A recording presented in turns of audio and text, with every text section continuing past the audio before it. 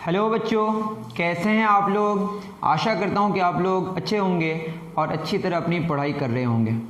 हम लोगों ने कुछ शुरू किया था वो ये कि AMU 11 साइंस या डिप्लोमा का जो एंट्रेंस होता है उनके क्वेश्चंस को सॉल्व करना शुरू किया था।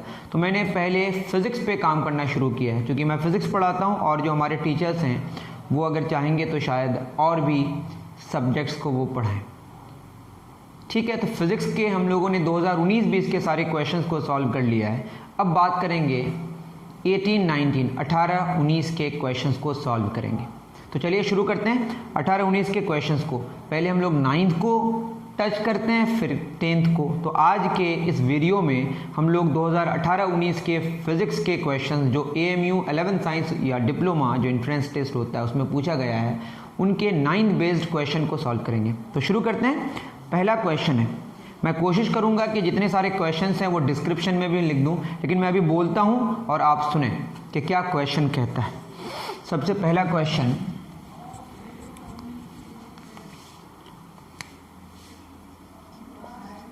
फर्स्ट क्वेश्चन ये है कि अ train covers half of its journey. एक ट्रेन है जो आधी जर्नी कवर कर रही है। मैं एक बार क्वेश्चन पढ़ लेता हूँ। A train covers half of its journey at a speed of 10 metre per second and the other half at a speed of 15 metre per second.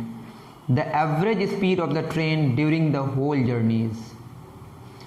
Question क्या कहता है कि एक ट्रेन है, वो आधी जर्नी, मैंने माना A से B और B से C। कौन चल रहा है बताइए? ट्रेन चल रहा है। आधी जर्नी, तो इसको मैंने A से B तक जो डिस्टेंस कवर किया मैंने क्या मान लिया? X distance. B से C भी कितना मान लिया? X distance. तो आधी जर्नी और आधी जर्नी, आधी आधी तो इक्वल होगी ना, तो इसको भी आधी को X मान लिया, उस आधी को X मान लिया। टोटल कितना डिस्टेंस कवर किया? 2X। और आधी जर्नी उसने जो ट्रैवल किया वो 10 मीटर पर सेकेंड में ट्रैवल किया। दूसरी आधी जर्नी उन्होंने कितने डिस्टेंस में ट्रैवल किया, कितने स्पीड में? 15 मीटर पर सेकेंड में। तो बोला है कि टोटल पूरा जो A से C तक है उसमें आप क्या निकालें? Average speed for the whole journey.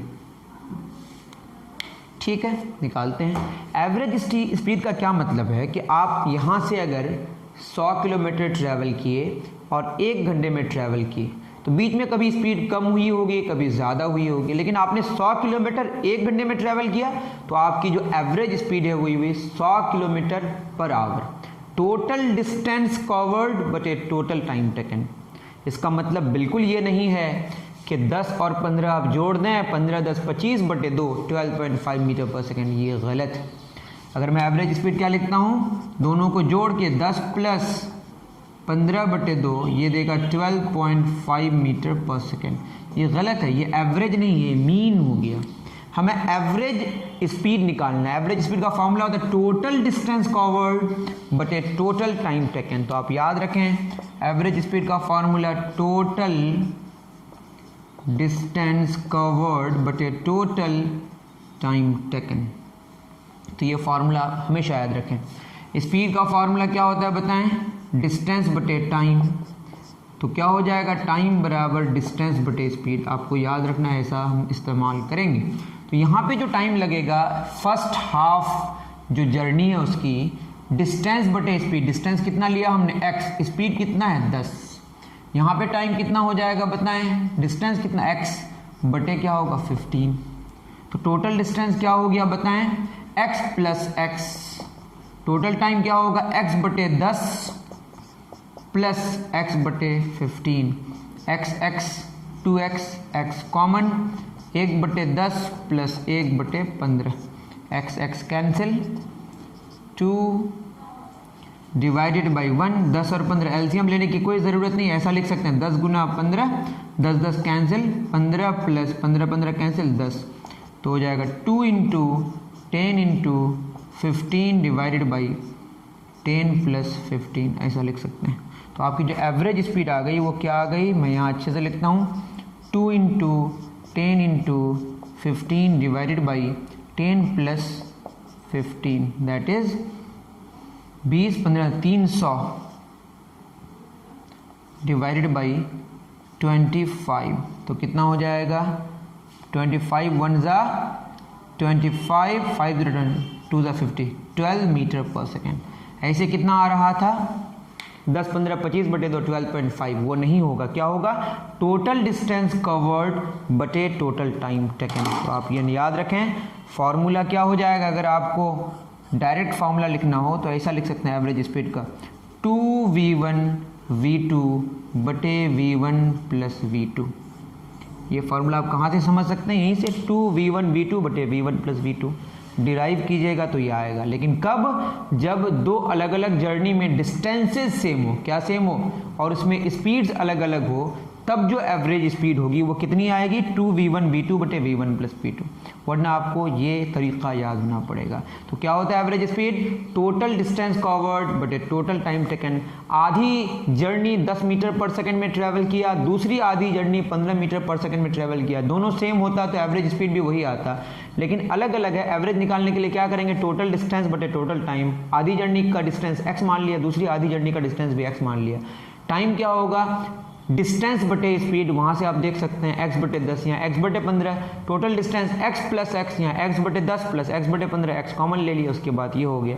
या तो आप डायरेक्ट फार्मूला याद कर लें या आप पूरा मेथड इस्तेमाल करें, तो पूरा मेथड जाने तो ज़्यादा बेहतर है। मेन बात क्या है कि एवरेज स्पीड में टोटल डिस्टेंस और टोटल टाइम आता है, ये नहीं आता है कि दोनों जोड़ के 2 से डिवाइड करेंगे। कभी कभी ऐसा हो सकता है जब टाइम टेकन सेम होगा, जब क्या सेम होगा, टाइम टेकन सेम होगा, तो वो अलग केस है।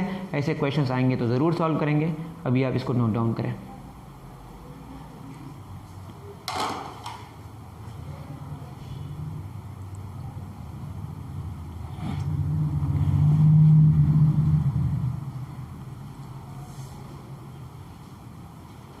चलिए, एक एवरेज स्पीड का क्वेश्चन हमने सॉल्व किया। Second question,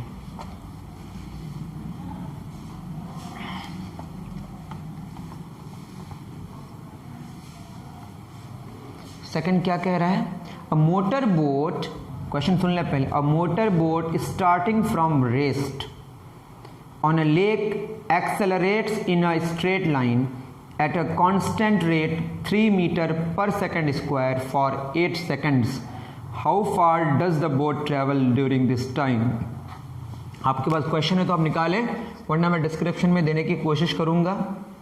a motor boat starting from rest, question है कि इनिशियली बोट है जो चल रहा है ना, कौन चल रहा है बताइए, बोट, और शुरू में वो किस में है बताइए, रुका हुआ है, रेस्ट में। Accelerates in a straight line, सीधे जा रहा है, at a constant rate 3 metre पर सेकंड स्क्वायर। इसका क्या मतलब, हर एक सेकंड में इसकी स्पीड जो बढ़ रही है, उसकी स्पीड 3 मीटर पर सेकंड बढ़ रही है। अभी अगर 10 मीटर पर सेकंड है तो 1 सेकंड के बाद कितना हो जाएगा, 13 मीटर पर second, constant rate for 8 seconds. तो टाइम कितना लग रहा है बताइए, 8 सेकंड्स। क्वेश्चन में how far does the boat travel during this time, इसमें कितना डिस्टेंस उसने ट्रेवल किया बोट। तो क्या फार्मूला है बताइए, बहुत सारे फार्मूले हमारे पास, 3 फार्मूले हैं। क्या क्या, v is equal to u plus a t, s is equal to u t plus half a t square, v square बराबर यू स्क्वायर प्लस 2as। आपने पढ़ा होगा, जो फार्मूला सूट करना है करेगा वो आप लिखना है, लेकिन इसमें एक्सेलरेशन को कांस्टेंट रहना चाहिए, और क्वेश्चन में गिवन है कि एक्सेलरेशन कांस्टेंट है।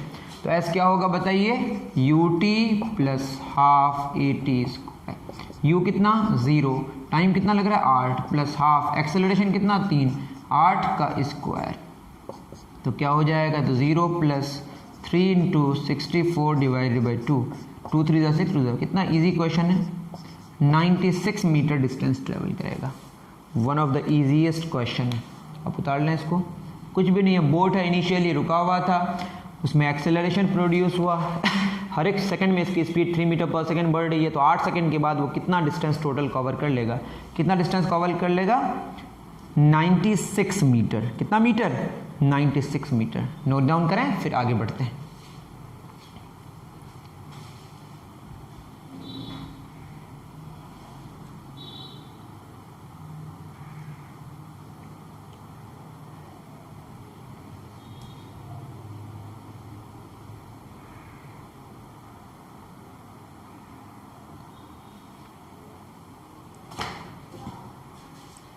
Next question,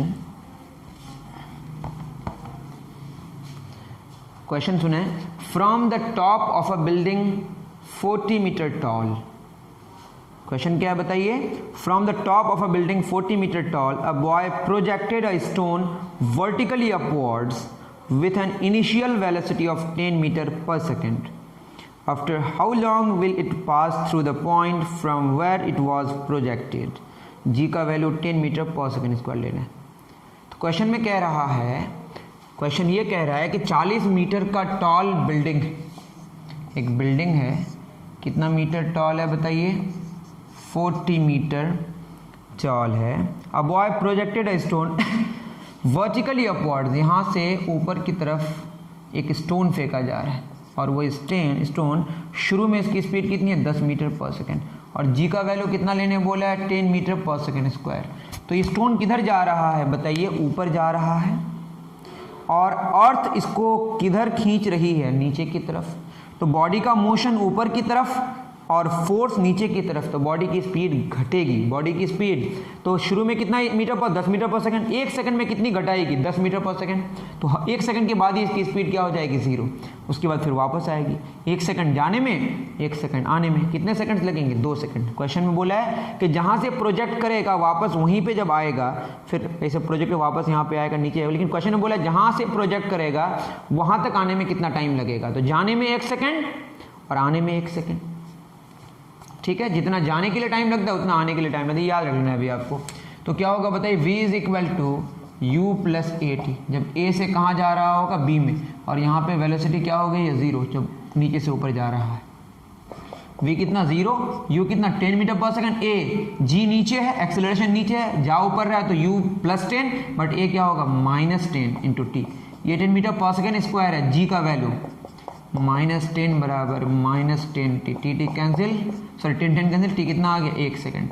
तो जाने में 1 सेकंड, आने में 1 सेकंड, तो रिक्वायर्ड टाइम जो चाहिए 1 सेकंड इंटू 2 क्या हो जाएगा 2 सेकंड। फिर मैं कह रहा हूँ बॉडी को प्रोजेक्ट किया गया ऊपर 10 मीटर पर सेकंड से, एक्सेलरेशन किधर लग रहा है नीचे, तो बॉडी की स्पीड घटेगी हर एक सेकंड में, कितनी घटेगी 10 मीटर पर सेकंड। तो 10 मीटर पर सेकंड 1 सेकंड के बाद ही स्पीड 0 हो जाएगी। मैक्सिमम हाइट में पहुंचने के बाद वापस कहाँ आएगी, फिर वो नीचे आएगी। तो यहाँ तक आने में भी कितना टाइम लगेगा 1 सेकंड, 1 सेकंड जाने में, 1 सेकंड आने में, तो टोटल कितना टाइम लगा 2 सेकंड्स। आई थिंक कि आपको समझ आया होगा, बहुत ही आसान क्वेश्चन। अब हम लोग चलेंगे क्वेश्चन नंबर 4 में से, नोट डाउन करें।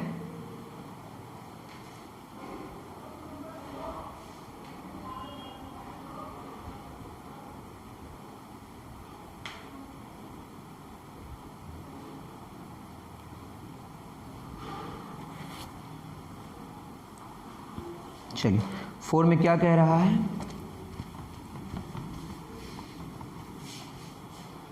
a force acts for 10 seconds on a body of mass 10 raised to the power of -2 kilogram initially at rest, after which the force ceases to act।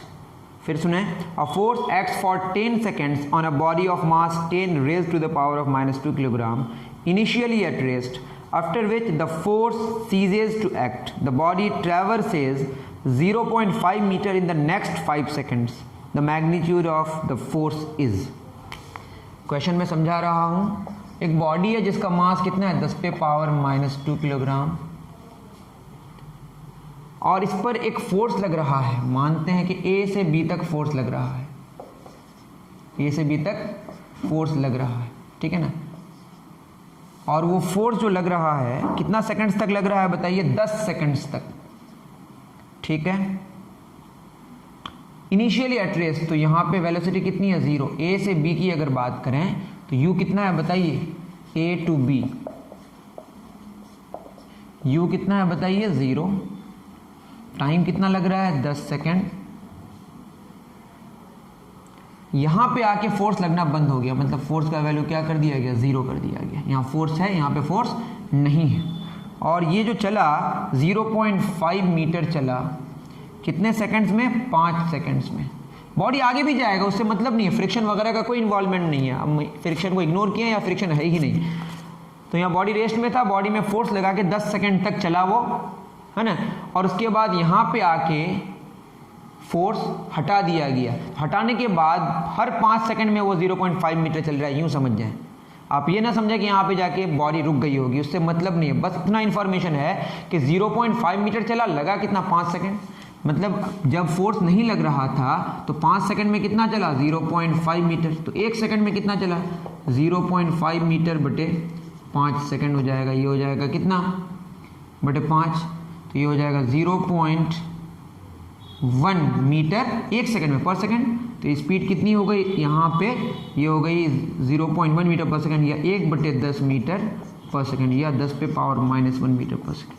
इसको अलग तरीके से कैसे निकाल सकते हैं? स्पीड का फॉर्मूला डिस्टेंस बटे टाइम, स्पीड डिस्टेंस कवर्ड बटे टाइम। डिस्टेंस कितना बताइए 0.5 मीटर बटे टाइम कितना 5 सेकंड, तब भी आएगा आपका 10 पे पावर -1 मीटर पर सेकंड। या और भी कर सकते हैं, S बराबर ut plus half AT square. तो बताइए एक्सेलरेशन तो इधर 0 है, फोर्स 0 है तो एक्सेलरेशन भी 0 है, तो ये हो जाएगा ut, u कितना आपका नहीं पता, s कितना 0.5, u निकालना है कि कितनी स्पीड होगी इनिशियली, यहाँ पे टाइम कितना दिया हुआ है 5 सेकेंड्स, तो u बराबर होगा, ये तो 0 हो गया प्लस 0.5 बटे 5 कितना होगा 10 पे पावर -1 मीटर पर सेकेंड। तो ये सब जस्ट नॉटेंकीज हैं।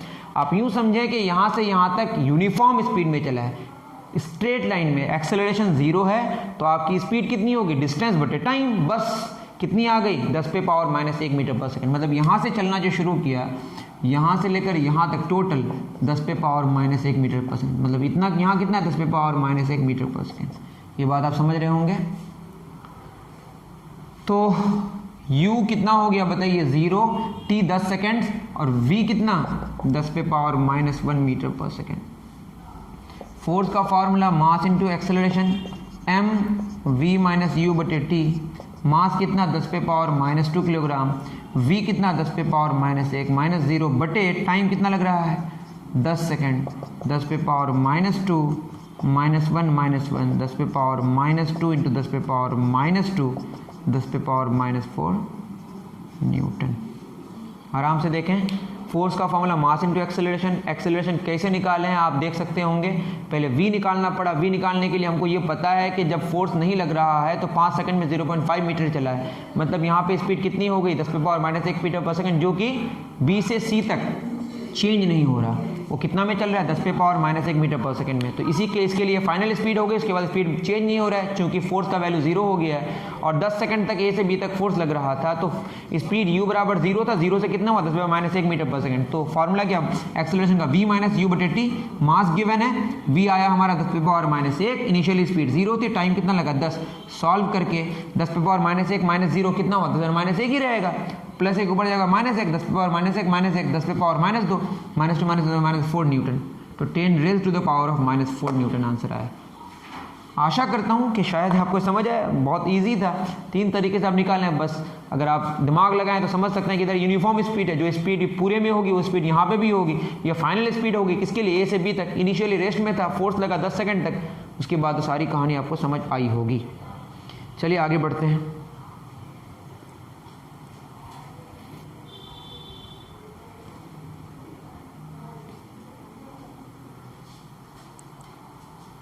Question number 5.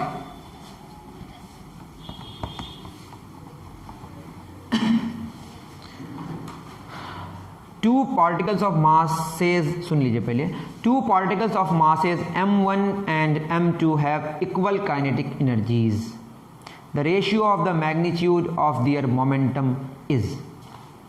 क्वेश्चन में क्या बोला है कि दो पार्टिकल है जिसका मास है गिवन है m1 m2, kinetic energy same है, इसकी काइनेटिक एनर्जी का k है तो इसकी भी कितनी है k, ठीक है। Mass given m1 m2 kinetic same है, तो क्वेश्चन में बोला है कि मोमेंटम p1 और p2 का रेशियो मांगा है, तो निकालेंगे।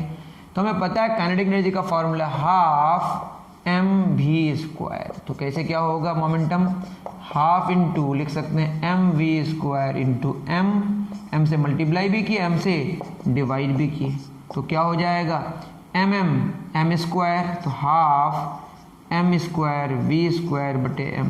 इसको ऐसा लिख सकते हैं k बराबर mv का होल स्क्वायर बटे 2m।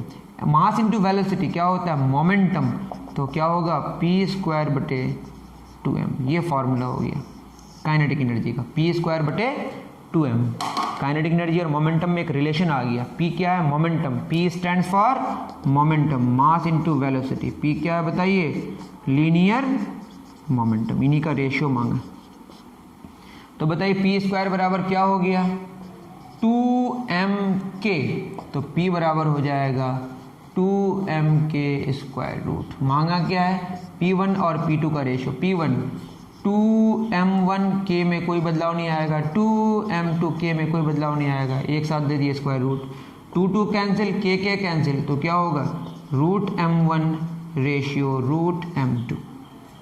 बहुत इजी क्वेश्चन है, मैं फिर कह रहा हूँ। दो अलग पार्टिकल्स हैं जिसमें एक का मास m1 है, दूसरे का मास m2 है, दोनों में काइनेटिक एनर्जी सेम है। तो मोमेंटा का रेशियो मांगा है, मोमेंटम्स का रेशियो मांगा है। हमें काइनेटिक एनर्जी का फॉर्मूला पता है, half m b square. M से मल्टीप्लाई भी किया, एम से डिवाइड भी किया, तो एम बी का होल स्क्वायर हो गया। मास इंटू वेलोसिटी मोमेंटम होता है, तो पी स्क्वायर बाई 2m हो गया। पी स्क्वायर बराबर 2m के हो गया। पी बराबर स्क्वायर रूट ऑफ 2m के हो गया। P1 और P2 का ratio 2m1k divide by 2m2, 2 cancel. उसके बाद आप तो देख ही रहे होंगे, m1 square root ratio m2 square root. Okay, करें नोट डाउन, बहुत ईजी है, उतार लें।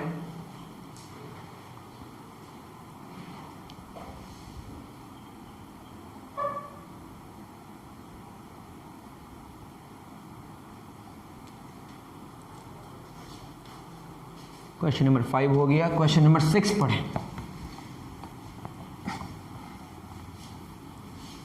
क्वेश्चन नंबर 6 कह रहा है, how much momentum will a dumbbell of mass 10 kilogram transfer to the floor if it falls from a height of 80 centimetre. एक बार फिर सुने, how much momentum will a dumbbell of mass 10 kilogram transfer to the floor if it falls from the height of 80 centimetre. Question number 6 क्या कह रहा है कि momentum क्या होगा, और ये जो यहाँ से कितना सेंटीमीटर, 80 सेंटीमीटर, मतलब 0.8 मीटर ऊपर से आ रहा है। इनिशियल वेलोसिटी कितनी? 0। तो हमें क्या चाहिए? v चाहिए। एक्चुअली क्या चाहिए यहाँ पे? v तो चाहिए होगा ना, तब ना मोमेंटम निकलेगा। मोमेंटम का फॉर्मूला मास इनटू वेलोसिटी, और मास दिया हुआ है 10 किलोग्राम। तो मोमेंटम निकालने के लिए मास इनटू क्या चाहिए? वेलोसिटी। p क्या है? मोमेंटम है। तो v स्क्वायर बराबर, सिंबल से कोई मतलब नहीं है, बस याद रखें p stands for momentum. Symbol आप कुछ भी इस्तेमाल करें, मोमेंटम के लिए हम इस्तेमाल कर लें, बट लोग इस्तेमाल, सब लोग यही करते हैं, p, तो हम भी p कर रहे हैं। तो v स्क्वायर बराबर u 0 स्क्वायर, u 0 जब छोड़ेंगे तो 0 होगा। 2a का value 10 metre per second square, और s कितनी हाइट है? 0.8। कितनी है? 0.8। तो क्या हो जाएगा? v स्क्वायर बराबर 10 दूना 20, 20 8 है, 8 दूना 16, 16 हो जाएगा। v हो जाएगा आपका 16 का square, that is 4 metre per second. Simple सी बात है, मैं फिर कह रहा हूँ, एक बॉडी है जिसको इनिशियली रेस्ट में था, उसको छोड़ दिया गया 80 सेंटीमीटर ऊपर से, तो यहाँ पे जो फ्लोर में आएगी कितनी स्पीड से लगेगी? जितनी स्पीड से लगेगी उतना उसका मोमेंटम ट्रांसफर कर देगा। किसको? फ्लोर को। तो मोमेंटम का फॉर्मूला मास इनटू वेलोसिटी। मास कितना है? 10 kilogram into 4 metre per second. 10 4 जा 40 किलोग्राम मीटर पर सेकेंड। बहुत ज़्यादा सिंपल क्वेश्चन था। क्वेश्चन नंबर 6 आप नोट डाउन करें इसका सोल्यूशन। अब 7 में चलेंगे।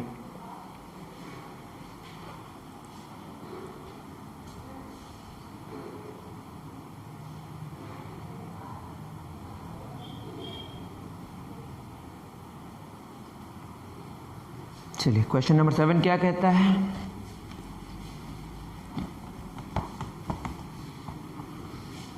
सेवन कह रहा है कि if r is the radius of the earth, if capital R is the radius of earth and small g is the acceleration due to gravity on the surface of the earth, the mean density of the earth is, if capital R is the radius of the earth and g is the acceleration due to gravity on the surface of the earth, the mean density of the earth is, density का formula mass बटे volume. इसमें बहुत सारे options हैं, तो मैं बता रहा हूँ किस तरह से आपको करना है। क्वेश्चन में बोला है कैपिटल R, ये क्या है बताइए? Radius of earth. और क्या बोला है? Small g, acceleration due to gravity. Mean density of earth मांगा है।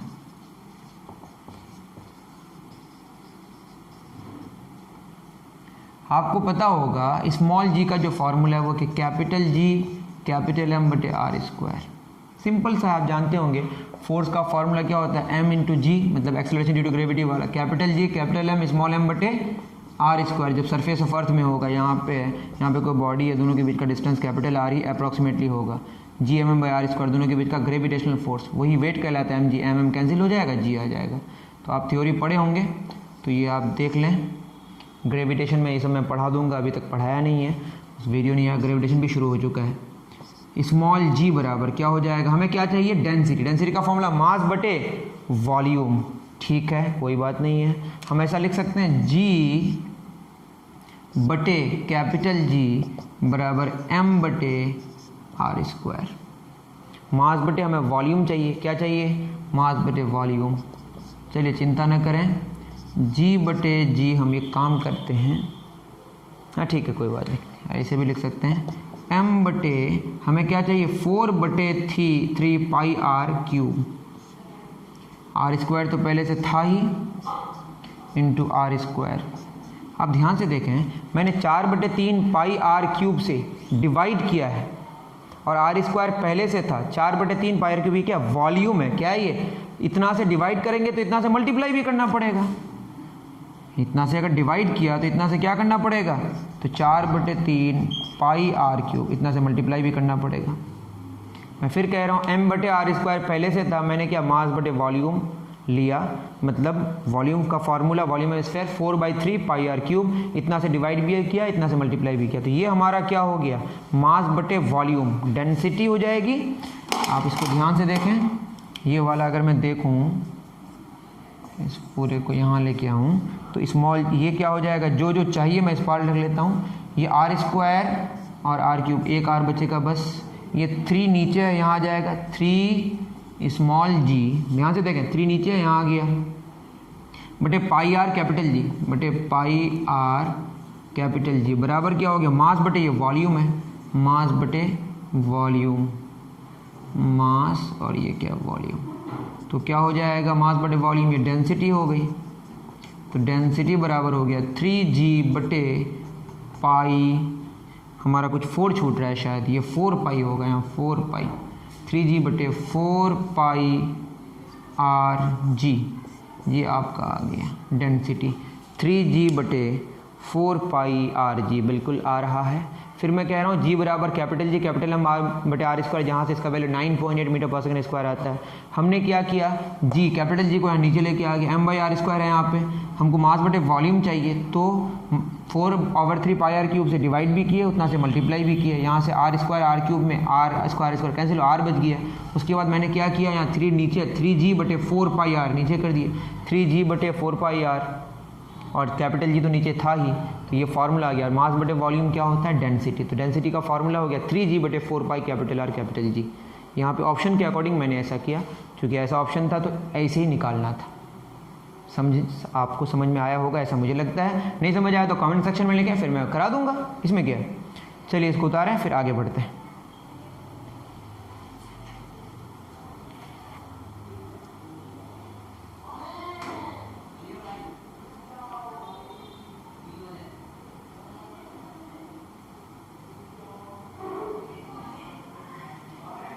चलिए क्वेश्चन नंबर 8 क्या कहता है,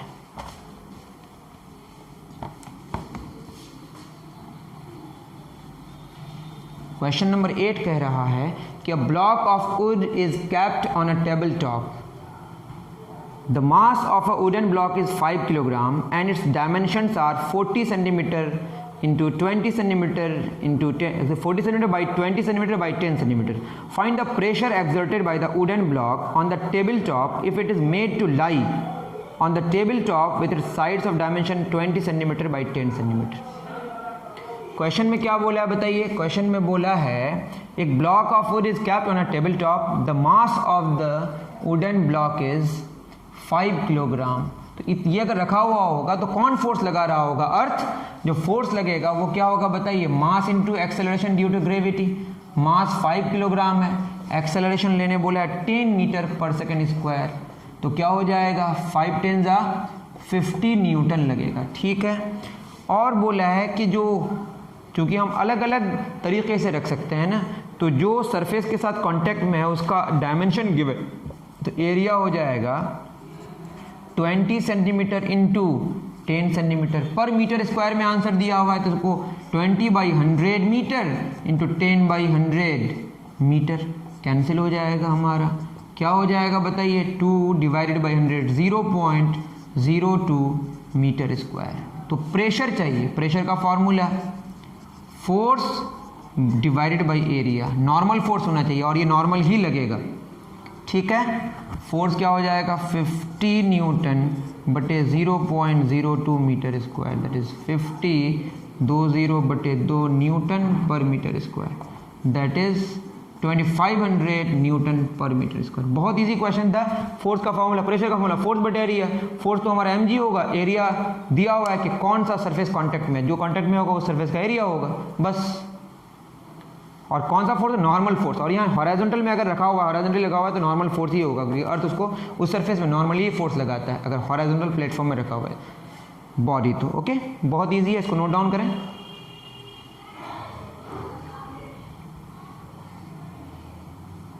ठीक, दो क्वेश्चन बहुत ही आसान क्वेश्चन है। एक which one of the following is not true, कौन गलत है, कौन गलत है, नॉट ट्रू बोला है। पहला ऑप्शन है the magnitude of बॉइंट force does not depend on the density of the fluid. जब आप किसी फ्लूइड में से मग को आप डुबाते हैं तो ऊपर एक फोर्स लगता है ना, उसको बॉइंट फोर्स कहते हैं। और वो बॉइंट फोर्स जिस फ्लूइड में, जिस लिक्विड में आप डालते हैं उस लिक्विड की डेंसिटी पर डिपेंड करता है, और इसमें बोला है कि डेंसिटी पर डिपेंड नहीं करता, तो ये गलत है। तो जो गलत है उसी को टिक मारना है। Force of gravitation due to earth is called gravity, जो फोर्स अर्थ फोर्स लगाता है किसी बॉडी पर उसको हम ग्रेविटी कहते हैं, ये सही है। The atmospheric pressure at sea level is 10⁵ pascal, बिल्कुल सही है। रिलेटिव डेंसिटी, ऊपर भी डेंसिटी नीचे भी डेंसिटी, उसका यूनिट नहीं होता, ये भी सही है। रिलेटिव डेंसिटी का फॉर्मूला क्या होता है बताइए, डेंसिटी ऑफ सब्सटेंस बटे density of water at 4 degree Celsius. ऊपर भी डेंसिटी और नीचे भी डेंसिटी, क्या होगा, यूनिट लेस, ये सही है। तो गलत कौन है, पहला वाला, the magnitude of बॉइंट force does not depend on the density of fluid, जो गलत है उसी को टिक मारना है। The Audible range of, question number 10, the Audible range for hearing for average human being is the frequency of, आपको पता ही होगा 20 हर्ट्ज से लेकर 20 किलो हर्ट्ज तक। कहाँ से कहाँ तक ऑडिबल फ्रीक्वेंसी जो होती है, जो हम लोग सुन पाते हैं ह्यूमन के लिए, 20 हर्ट्ज से लेकर 20 किलो हर्ट्ज। तो टोटल 10 क्वेश्चंस थे, दो तो बहुत आसान क्वेश्चंस थे, 8 क्वेश्चंस में सारे क्वेश्चंस अप्रॉक्सीमेटली इजी लेवल ही माना जाएगा। और 17 क्वेश्चंस टोटल 2018-19 से पूछा गया है फिजिक्स से, जिसमें 10 क्वेश्चंस कहाँ से है, क्लास 9 से। तो मुझे ऐसा लगता है कि आपको ये समझ आया होगा कि 11th एंट्रेंस अगर क्वालिफाई करना है साइंस के लिए, एमयू के लिए, तो आप 9th पे भी फोकस करें, ठीक है। तो अभी के लिए इतना ही, नेक्स्ट वीडियो में मिलते हैं पार्ट 2 में। पार्ट 2 में हम लोग डिस्कशन करेंगे क्लास 10th बेस्ड जो क्वेश्चंस हैं उस पर डिस्कशन करेंगे, फिजिक्स का सोल्यूशन करेंगे। तो नेक्स्ट वीडियो के लिए इंतज़ार करें। अभी के लिए इतना ही, दीजिए इजाज़त। Thank you very much.